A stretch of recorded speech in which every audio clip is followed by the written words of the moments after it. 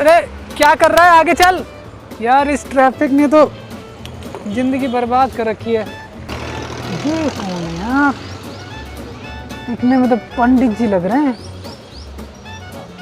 माथे पे तिलक है, पैंट शर्ट पहन के बड़े कूल लग रहे हैं यार पंडित जी तो।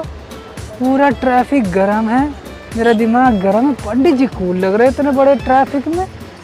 चलो कुछ बात करते हैं पंडित जी का, इतना कूल हेडेड मामला क्या है।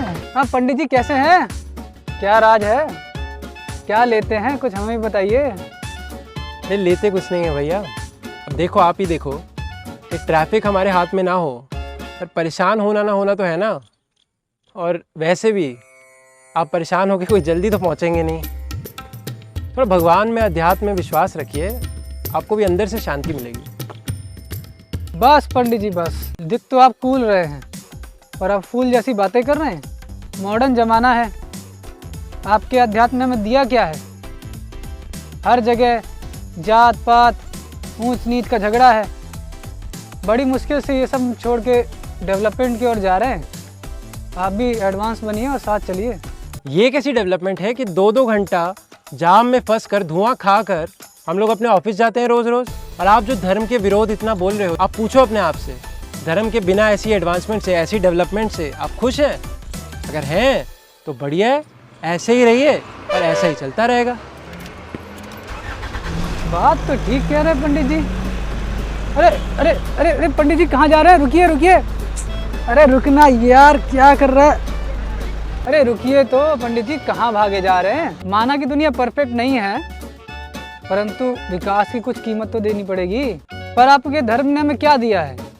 हर जगह धर्मवाद, ब्राह्मणवाद, जातिवाद ने देश को कर रखा है बर्बाद। जन्म के हिसाब से ब्राह्मण श्रेष्ठ है, शूद्र नीचे, उसका शोषण हो, उस पर अत्याचार हो। अरे कम से कम अपना इतिहास तो हमें याद रखना चाहिए। इतिहास ही याद करना है तो याद कीजिए वो इतिहास जब अपनी वैदिक संस्कृति के बल पर भारत जो था वो पूरे विश्व में सोने की चिड़िया के नाम से प्रसिद्ध था। पूरे वर्ल्ड की जीडीपी में अच्छा खासा शेयर था भारत का। और ये जो बंटवारा आप बोल रहे हैं, आपको पता है ये जन्म से नहीं होता है, बल्कि this is natural division of labour according two qualities. अरे गीता तो ये बोलता है कि हम लोग सारे एक ही पिता की संतान हैं, हम एक ही पिता से आए हैं। तो बंटवारा कैसे हुआ ये? गीता तो रियल इक्वालिटी की बात करता है कि केवल मनुष्यों को ही नहीं बल्कि सारे के सारे जीव जंतुओं को भी समान भाव से देखा जाए। वाह पंडित जी, इंटरेस्टिंग आदमी लग रहे हैं आप। बातों में तो दम है आपकी। अपना नंबर दे दीजिए और हम लोग आराम से बात करेंगे।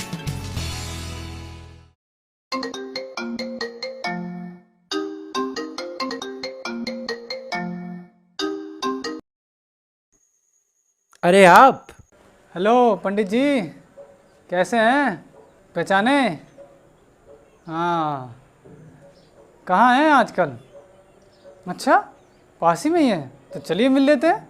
कुछ प्रश्न तो है हमारे। देखिए पंडित जी, मैं अपनी समस्याएं लिख के लाया हूँ कि एक तरफ आपका ये वैदिक ज्ञान, शास्त्र बड़ी बड़ी बातें करते हैं, एस्ट्रोलॉजी की, आयुर्वेद, साइंस, मेडिटेशन, क्या क्या, मैथमेटिक्स के नंबर पर। एक दूसरी तरफ ये वर्ण व्यवस्था।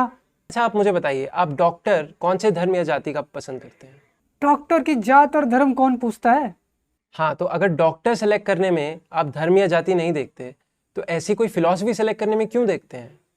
अरे हर वो फिलॉसफी जो हमारे जीवन में एक सकारात्मक चेंज लाए, उसे तो हमें खुले दिल से वेलकम करना चाहिए। गीता में 14वें अध्याय में चौथा श्लोक है ये। देखिए इसमें क्या लिखा है, सर्व योनिषु कौन्तेय अहम बीज प्रद पिता। इसका मतलब हम एक ही आध्यात्मिक रूप से हम एक ही पिता की संतान हैं। तो अगर ऐसा है तो ये बंटवारा कैसा? गीता तो बल्कि हम सबको एक परिवार का हिस्सा बताती है, वासुदेव कुटुंबकम जैसे बोलते हैं। वो सब तो ठीक है, पर आपके सनातन धर्म के नाम पे जो ये समाज में सोशल डिवाइड, जन्म के आधार पे भेदभाव, कम्युनल हेट्रेड, ये भी तो एक सत्य है। इसको कैसे नकार सकते हैं आप?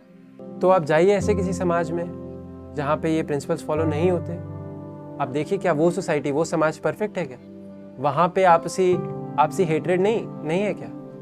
तो आप देखेंगे कि हो सकता है नाम अलग हो या रूप अलग हो, पर जो हेट्रेड है ना, वो ऐसा नहीं हुआ कि है ही नहीं। हाँ, ये ज़रूर मानता हूँ कि समय के साथ धर्म में हानि हुई है, थोड़ा तोड़ मोड़ के प्रेजेंट किया है लोगों ने।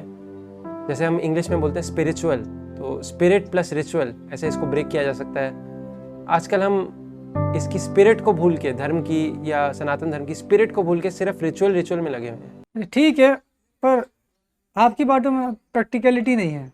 इन सब बातों को आजकल कौन मानता है? ऐसा नहीं है। देखिए, प्रैक्टिकली मैं जैसे बताता हूँ, हम खुद लोग जो हैं एक इको विलेज प्रोजेक्ट स्टार्ट करने की कोशिश कर रहे हैं, और आप खुद इसको लॉजिकली समझेंगे तो आपको इसके फ़ायदे दिखेंगे। आप देखिए इसके फ़ायदे देखिए।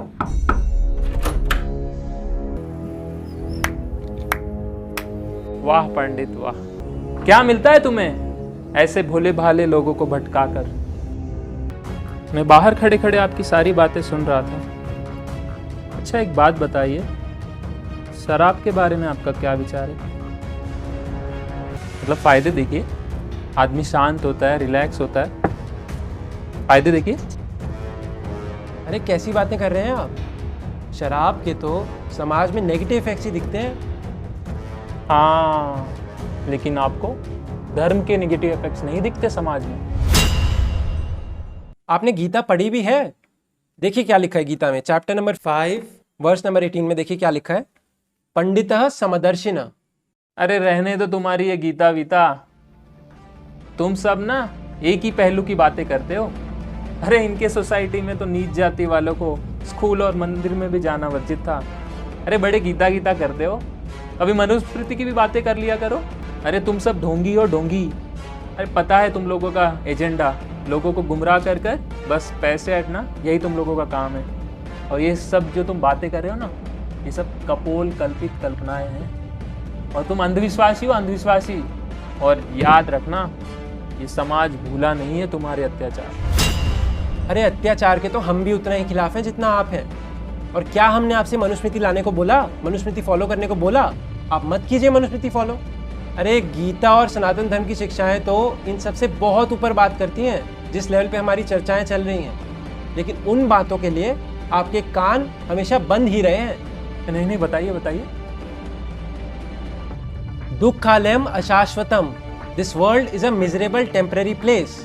लेकिन आप लोग इस टेम्पररी जगह में एक परमानेंट प्लान चाहते हैं खुशी का, और जब फ्रस्ट्रेट होते हैं तो इधर उधर गाली देते फिरते हैं, कभी धर्म को, कभी संस्कृति को, कभी देश को। अरे परमानेंट प्लान भी है, गीता में ही है परमानेंट प्लान, लेकिन उसको आप एक्सेप्ट करेंगे नहीं।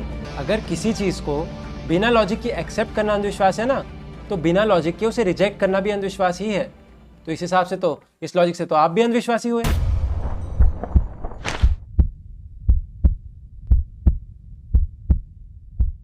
अच्छा, आप बताइए फिर। देखिए, सबसे पहले तो हमें ये समझना होगा कि हम ये शरीर नहीं बल्कि आध्यात्मिक आत्मा है। कोई सोचता है मैं इस जात का, मैं उस जात का, मैं इस धर्म का, उस धर्म का, इस देश का, उस देश का, और सारी कलह का कारण यही है।